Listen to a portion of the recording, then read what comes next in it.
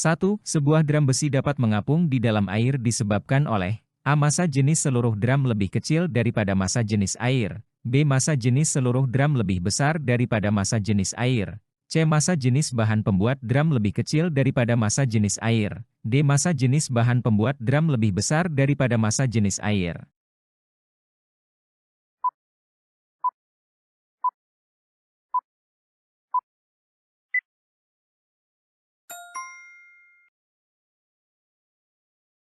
Menurut hukum Archimedes, benda yang terapung terjadi jika massa jenis benda lebih kecil dibanding massa jenis zat cair. 2. 4 ekor ikan berada di dalam kolam air seperti gambar berikut.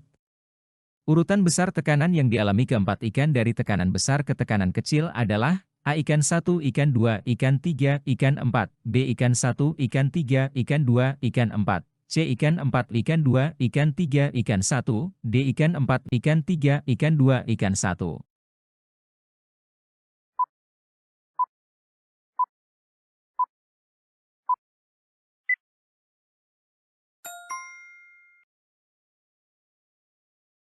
Nilai tekanan hidrostatis sebanding dengan kedalaman titik. Semakin dalam titik, tekanan pada titik tersebut juga akan semakin besar. Ikan yang berada dalam kolam juga mengalami tekanan hidrostatis, di mana semakin dalam posisi ikan tekanan yang dialami ikan juga akan semakin besar. Sehingga urutan ikan yang mengalami tekanan terbesar ke terkecil adalah ikan 4, ikan 3, ikan 2, dan ikan 1. 3. Perhatikan gambar berikut. Gaya apung yang dialami benda sebesar A. 15 Newton, B. 25 Newton, C. 145 Newton, D. 5100 Newton.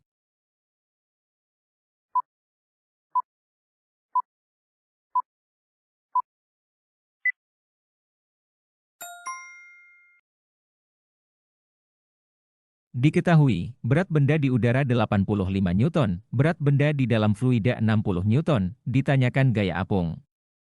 Maka, gaya apung sama dengan berat benda di udara dikurangi berat benda di dalam fluida. 85 dikurang 60, sama dengan 25 Newton. 4. Pasangan alat dan prinsip kerjanya yang sesuai adalah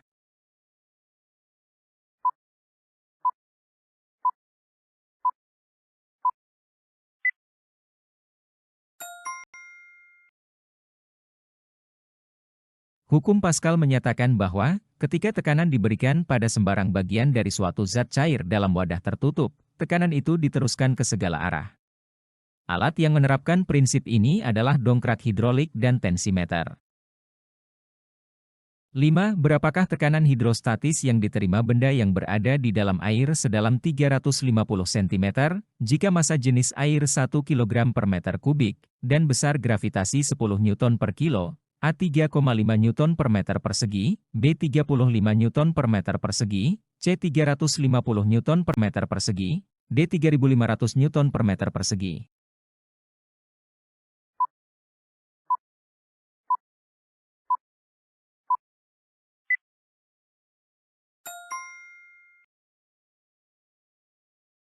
Diketahui, kedalaman 3,5 meter, massa jenis air 1, gravitasi 10 Newton per kilo, ditanyakan tekanan hidrostatis. Tekanan hidrostatis sama dengan massa jenis air kali gravitasi kali kedalaman, 1 kali 10 kali 3,5, sama dengan 35. 6. Perhatikan gambar percobaan berikut ini. Pernyataan yang sesuai dengan gambar tersebut adalah, A. Udara dalam botol A memuai, sehingga tekanan udara dalam balon lebih besar daripada di luar botol, B. Udara dalam botol B memuai, sehingga tekanan udara dalam balon menjadi lebih kecil daripada di luar balon, C. Udara dalam botol A menyusut, sehingga tekanan udara dalam balon lebih besar daripada di luar balon, D. Udara dalam botol B memuai, sehingga tekanan udara dalam balon menjadi lebih besar daripada di luar balon.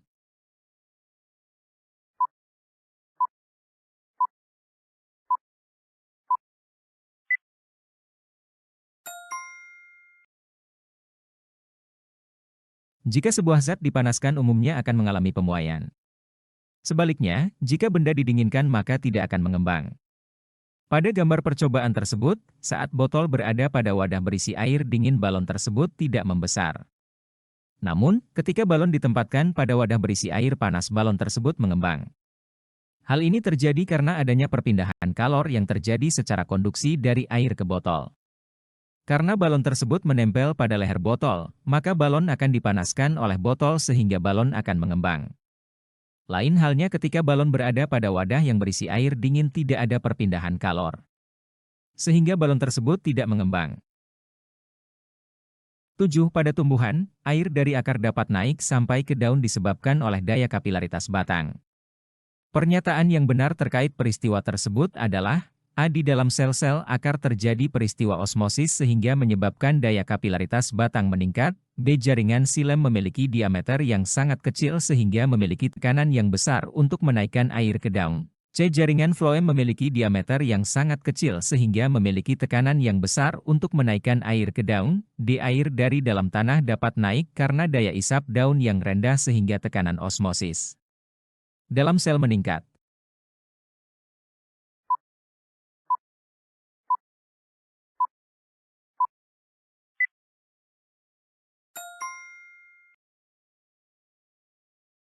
Proses ini disebut transpirasi, di mana uap air keluar dari stomata daun, menciptakan tekanan negatif di dalam daun yang menarik air dari akar melalui silem. Silem memiliki sel-sel yang mati dan memiliki diameter kecil, sehingga air dapat naik dengan mudah melalui kapilaritas dan tegangan permukaan air. Osmosis terjadi di akar untuk memasukkan air ke dalam silem, tetapi bukan karena daya kapilaritas batang meningkat. 8. Perhatikan gambar organ-organ pernapasan berikut ini. Organ-organ pernapasan yang ditunjuk pada gambar di atas adalah A. Trachea bronchus bronchiolus alveolus, B. Trachea bronchiolus bronchus alveolus, C. Bronchus alveolus bronchiolus trachea, D. Bronchus alveolus trachea bronchiolus.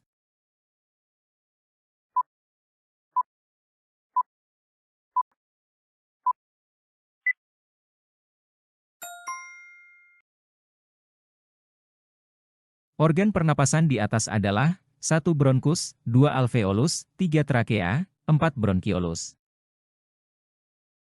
9. Perhatikan pernyataan-pernyataan berikut. 1. Mengatur suhu udara yang masuk ke dalam paru-paru. 2. Sebagai tempat pertukaran gas oksigen dan gas karbon dioksida. 3. Mengatur kelembaban udara yang masuk ke dalam paru-paru. 4. Menyaring partikel debu atau kotoran yang masuk bersama udara. Fungsi hidung dalam proses pernapasan terdapat pada pernyataan nomor A1, 2 dan 3, B1, 3 dan 4, C2, 3 dan 4, D1, 2 dan 4.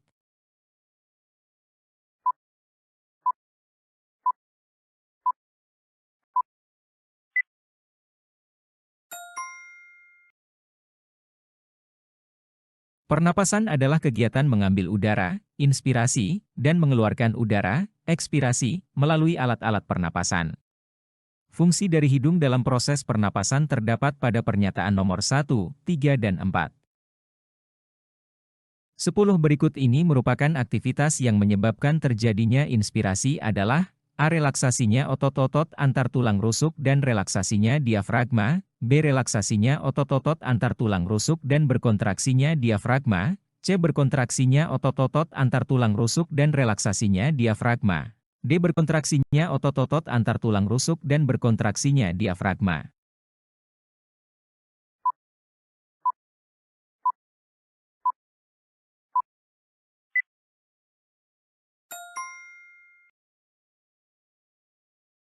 Jawaban yang benar adalah berkontraksinya otot-otot eksternal antar tulang rusuk dan berkontraksinya diafragma. Inspirasi adalah proses menghirup udara ke dalam paru-paru. 11. Berikut ini faktor-faktor yang mempengaruhi frekuensi pernapasan adalah A. Aktivitas tubuh, umur dan jenis kelamin, B. Suhu lingkungan, aktivitas tubuh dan jenis kelamin, C. Jenis kelamin, suhu lingkungan dan umur, D. Umur, aktivitas tubuh dan suhu lingkungan.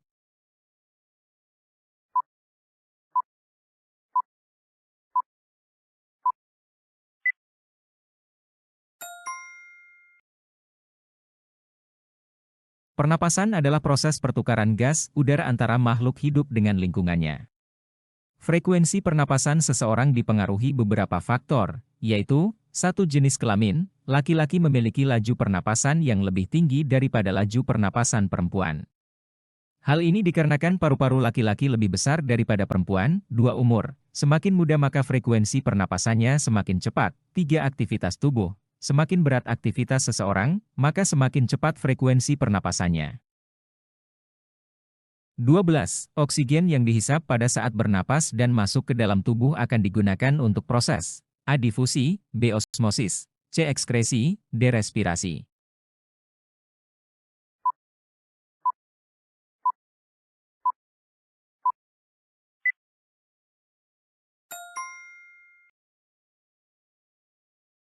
Oksigen yang dihirup masuk ke dalam tubuh akan digunakan dalam proses respirasi, yaitu proses di mana oksigen digunakan untuk menghasilkan energi melalui pembakaran zat makanan dalam sel. Energi yang dihasilkan digunakan untuk berbagai proses kehidupan. 13. Organ pernapasan yang strukturnya tersusun dari cincin-cincin tulang rawan dan selaput lendir yang terdiri atas jaringan epitelium bersilia adalah A. Hidung, B. Trakea, C. Alveolusi, D. Paru-paru.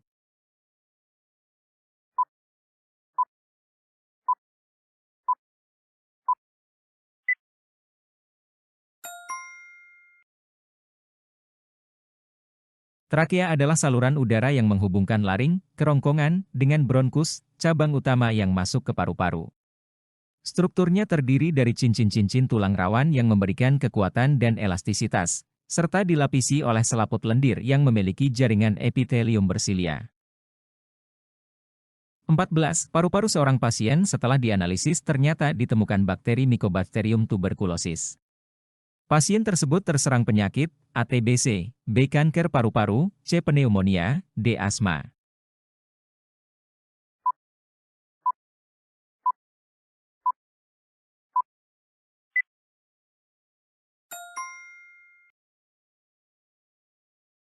Tuberkulosis, TBC, adalah penyakit infeksi yang disebabkan oleh bakteri Mycobacterium tuberculosis.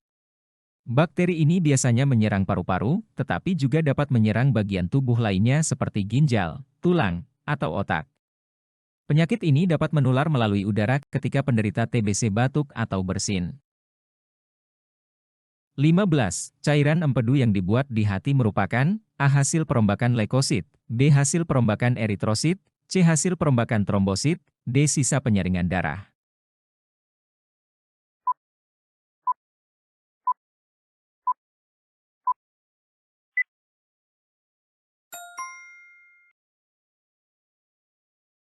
Empedu sebagian besar terdiri dari air, garam empedu, dan kolesterol, tetapi juga mengandung zat-zat lain yang dihasilkan dari hasil perombakan eritrosit, sel darah merah, yang sudah tua.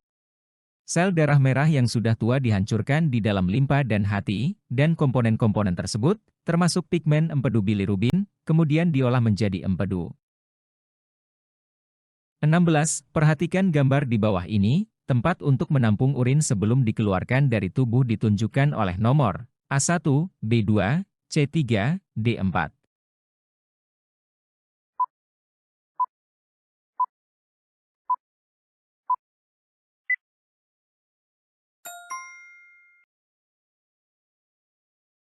Tempat untuk menampung urin sebelum dikeluarkan dari tubuh adalah kandung kemih, yang ditunjuk dengan angka 4. 17. Zat sisa metabolisme yang dikeluarkan melalui paru-paru adalah A. Oksigen dan karbon dioksida, B. Uap air dan oksigen, C. Uap air dan karbon dioksida, D. Uap air dan karbon monoksida.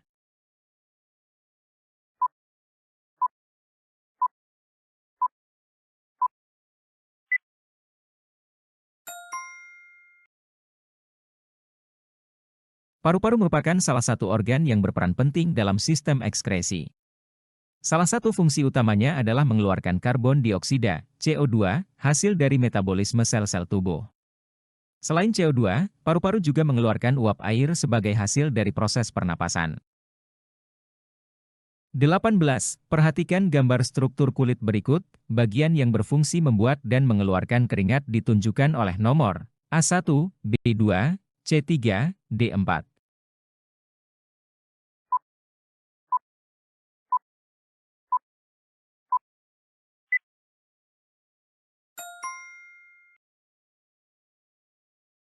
Bagian kulit yang berfungsi menghasilkan keringat ditunjukkan oleh nomor 2, yaitu kelenjar keringat. 19. Perhatikan gambar struktur ginjal berikut ini. Bagian yang ditunjuk oleh nomor 5 adalah A. pelvis renalis, B. medulla, C. ureter, D. cortex.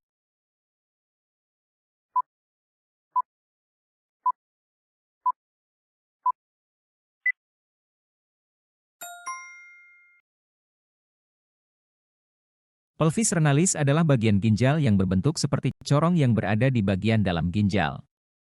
Fungsi utamanya adalah mengumpulkan urin dari kumpulan saluran kecil yang disebut kaliks, dan mengalirkannya ke ureter untuk dibuang dari tubuh. 20. Perhatikan gambar nefron berikut ini.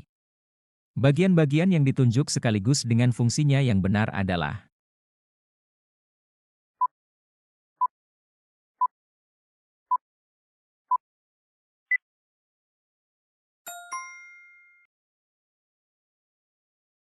bagian 2 tubulus contortus proximal, terjadi proses reabsorpsi, penyerapan kembali, bagian 4 tubulus contortus distal, terjadi proses augmentasi, penambahan zat yang sudah tidak diperlukan tubuh ke dalam urin. Bagian-bagian yang sesuai dengan fungsinya adalah bagian 4, yaitu tubulus contortus distal yang berfungsi dalam proses augmentasi, penambahan zat yang sudah tidak diperlukan tubuh ke dalam urin.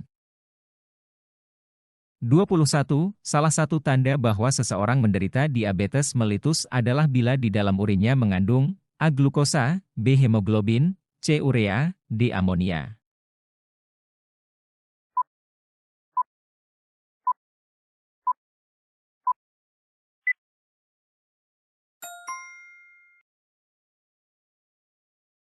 Diabetes mellitus adalah kondisi di mana kadar glukosa, gula, dalam darah tinggi, karena tubuh tidak dapat menggunakan glukosa dengan efisien. Ketika kadar glukosa darah sangat tinggi, ginjal tidak dapat menyerap semua glukosa dan sebagian glukosa akan diekskresikan melalui urin. Oleh karena itu, mengandung glukosa dalam urin menjadi salah satu tanda diabetes mellitus. 22. Perhatikan gambar berikut.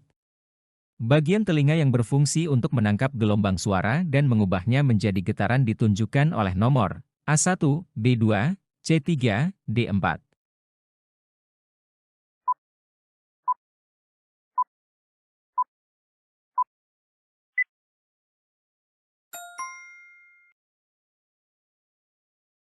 Bagian telinga yang berfungsi untuk mengubah gelombang suara menjadi getaran bunyi adalah gendang telinga atau membran timpani. Membran timpani pada struktur telinga terletak di antara saluran telinga dan tulang pendengaran.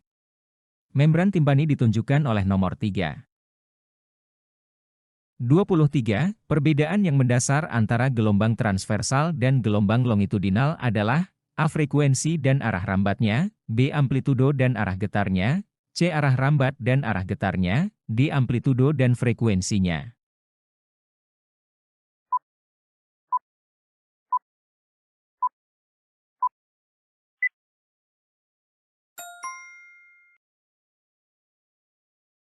Berdasarkan arah rambatnya, gelombang dibedakan menjadi gelombang transversal dan gelombang longitudinal. Gelombang transversal adalah gelombang yang arah rambatnya tegak lurus dengan arah getarnya. Gelombang longitudinal adalah gelombang yang arah rambatnya sejajar dengan arah getarnya. 24. Sebuah penggaris plastik digetarkan di atas sebuah meja seperti gambar berikut. Jumlah getaran yang terjadi selama penggaris plastik bergerak dari CB ABCB adalah A3/4 getaran, B1 getaran, C1 1/4 getaran, D2 getaran.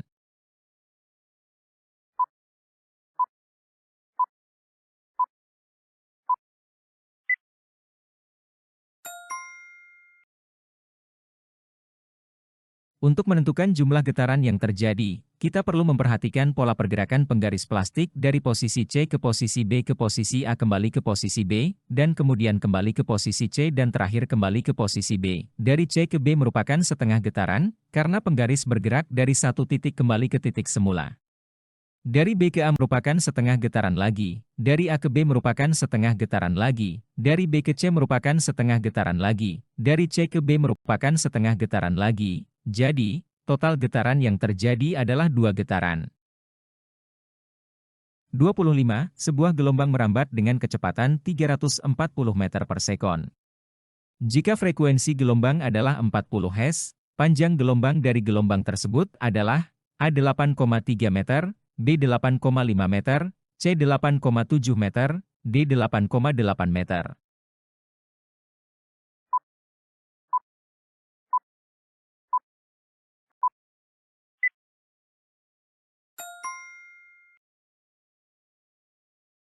Untuk menghitung panjang gelombang, kita dapat menggunakan rumus. Kecepatan dibagi frekuensi, 340 meter per sekon dibagi 40 Hz, sama dengan 8,5 meter. 26. Perhatikan gambar. Dua bandul yang dapat mengalami resonansi adalah A1 dan 3 karena memiliki periode yang sama, B2 dan 3 karena memiliki frekuensi yang sama, C2 dan 4 karena memiliki frekuensi yang sama, D3 dan 5 karena memiliki periode yang sama.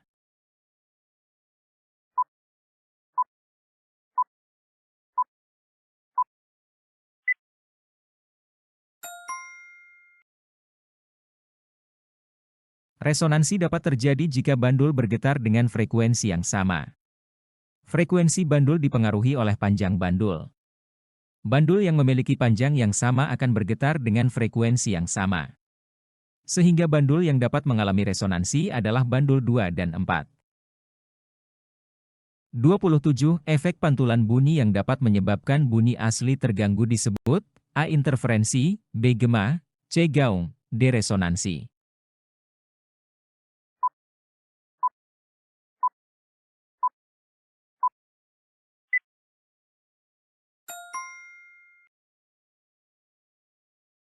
Gema terjadi ketika bunyi dipantulkan dari suatu permukaan yang keras, dan hal ini dapat mengganggu bunyi asli dengan menciptakan suara-suara yang terdengar berganda. Interferensi terjadi ketika dua atau lebih gelombang bunyi bertemu dan saling mempengaruhi. Gaung adalah pantulan bunyi yang lemah, dan resonansi adalah fenomena di mana benda bergetar pada frekuensi yang sama dengan frekuensi getaran sumber bunyi, sehingga meningkatkan amplitudo bunyi tersebut. 28. Sebuah kapal sedang mengukur kedalaman laut dengan menggunakan osilator.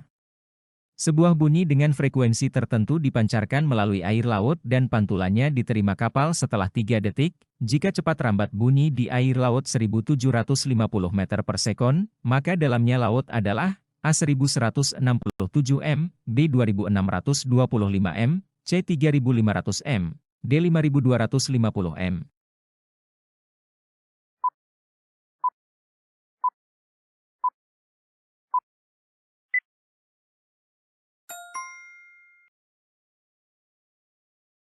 Diketahui, selang waktu 3 sekon, cepat rambat bunyi dalam air 1750 meter per sekon, ditanyakan, kedalaman laut. Kedalaman laut sama dengan setengah cepat rambat bunyi kali selang waktu. Setengah kali 1750 kali 3, sama dengan 2625 meter. 29. Bagian mata yang mengatur jumlah cahaya yang masuk ke dalam mata adalah A. Syaraf mata, B. Kornea, C. Pupil, D. Iris.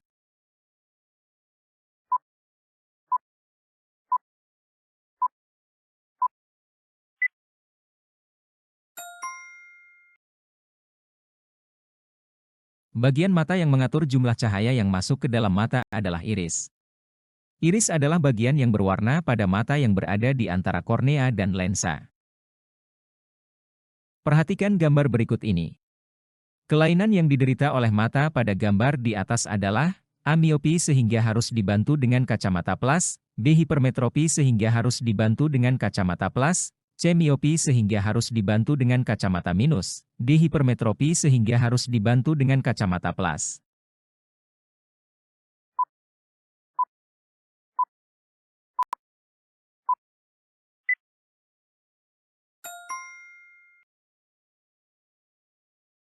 Miopi atau rabun jauh terjadi ketika cahaya yang masuk ke mata tidak jatuh pada tempat yang semestinya, yaitu retina. Kondisi ini disebabkan oleh bentuk bola mata yang lebih panjang dari bola mata normal. Miopi juga bisa terjadi ketika kornea dan lensa mata, yang berfungsi untuk memfokuskan cahaya pada retina, mengalami kelainan. Penderita miopi dapat melihat normal harus dibantu dengan kacamata minus negatif. 31. Perhatikan gambar berikut ini. Fenomena pada gambar di atas terjadi karena A. Cahaya merambat lurus, B. Cahaya dapat dipantulkan, C. Cahaya dapat dibiaskan, D. Cahaya merupakan gelombang elektromagnetik.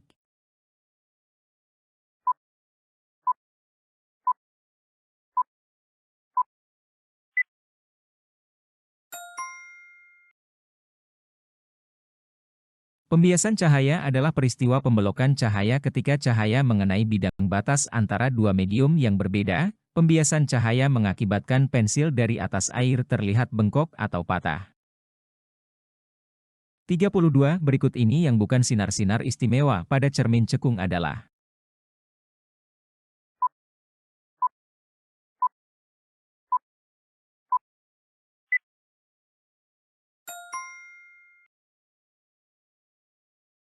A. Sinar datang sejajar sumbu utama akan dipantulkan melalui titik fokus. Benar. B. Sinar datang melalui pusat kelengkungan akan dipantulkan kembali melalui titik pusat kelengkungan cermin. Benar. C. Sinar datang sejajar sumbu utama akan dipantulkan melalui titik pusat kelengkungan cermin. Salah. D. Sinar datang melalui titik fokus akan dipantulkan sejajar sumbu utama. Benar. 33. Sebuah benda yang tingginya 12 cm diletakkan 10 cm di depan cermin cembung yang jari-jari kelengkungannya 30 cm. Sifat-sifat bayangan yang dibentuk oleh cermin tersebut adalah A. Maya, tegak dan diperkecil, B. Maya, tegak dan berbesar, C. Nyata, terbalik dan diperkecil, D. Nyata, tegak, dan diperbesar.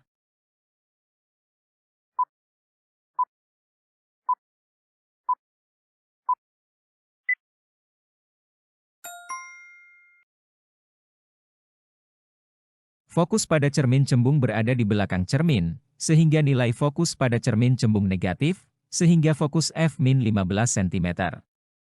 Jarak bayangan bernilai negatif, maka bayangan berada di belakang cermin bersifat maya dan tegak.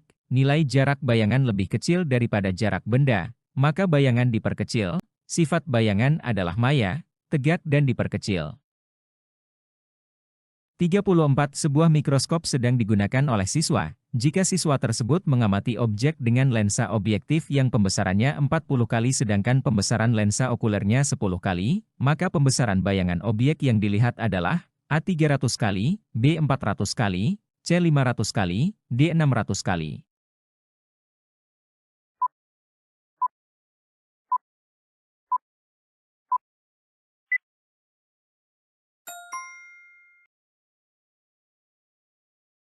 Dalam kasus ini, pembesaran lensa objektif adalah 40 kali dan pembesaran lensa okuler adalah 10 kali.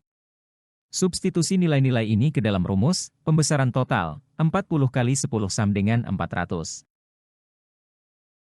35. Berikut ini proses perjalanan cahaya pada mata hingga terbentuk bayangan benda adalah A. Pupil, kornea, lensa mata, bayangan ditangkap retina, B. Pupil, iris, kornea, lensa mata, bayangan ditangkap retina, C. Kornea, pupil, iris, lensa mata, bayangan ditangkap retina, D. Kornea, pupil, lensa mata, bayangan ditangkap retina.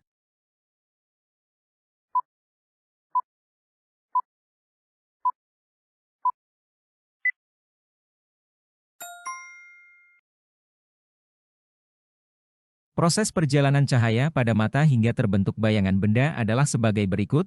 Cahaya pertama-tama melewati kornea, lapisan tipis dan transparan di bagian depan mata yang membantu memfokuskan cahaya ke dalam mata. Kemudian cahaya melewati pupil, yang merupakan lubang kecil di tengah iris yang mengatur jumlah cahaya yang masuk ke dalam mata. Setelah melewati pupil, cahaya melewati lensa mata, yang mengubah bentuknya untuk memfokuskan cahaya ke titik fokus yang tepat pada retina. Di bagian belakang mata, bayangan benda yang terbentuk akhirnya ditangkap oleh retina, lapisan di dalam mata yang peka terhadap cahaya dan bertanggung jawab untuk mentransmisikan sinyal ke otak melalui saraf optik.